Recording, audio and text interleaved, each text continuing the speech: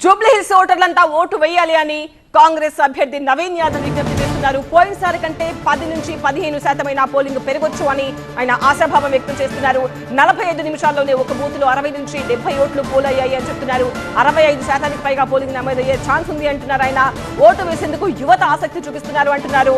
కాంగ్రెస్ అభ్యర్థి నవీన్ యాదవ్ యువత భవిష్యత్తు, నియోజకవర్గ అభివృద్ధి కోసం ఓటు వేయండి అంటూ మరోసారి పిలుపునిస్తున్నారు. ఆయన సరే యూసుఫ్ కూడా చెక్ పోస్ట్ గవర్నమెంట్ స్కూల్కి రావడం జరిగింది. ఇక్కడ పోలింగ్ స్టేషన్స్ అన్నీ కూడా లోపల అరేంజ్మెంట్స్ అవన్నీ కూడా చూసినాను. చాలా చక్కగా అధికారులు కూడా అంత చక్కగా అరేంజ్ చేసినారు. అండ్ 1 అవర్లోనే ప్రతి పోలింగ్ స్టేషన్లో దాదాపు 100 ఓట్స్ వరకు పోల్ అయినాయి.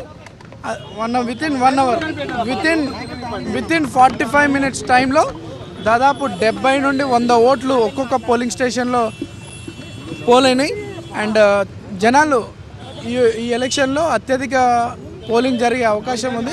ప్రజలందరూ కూడా ఎర్లీ మార్నింగ్స్ బై 7 o'clock అందరూ కూడా రావడం పోలింగ్ స్టేషన్స్కి రావడం జరిగింది. మంచి ఓటింగ్ పర్సంటేజ్ ఈ ఎలక్షన్లో పెరిగే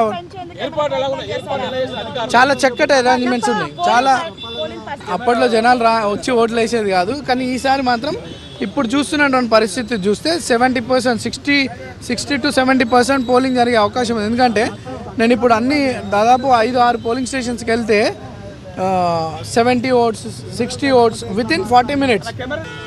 vote for your future, vote for your constituency development, not for sympathy, not for sentiment.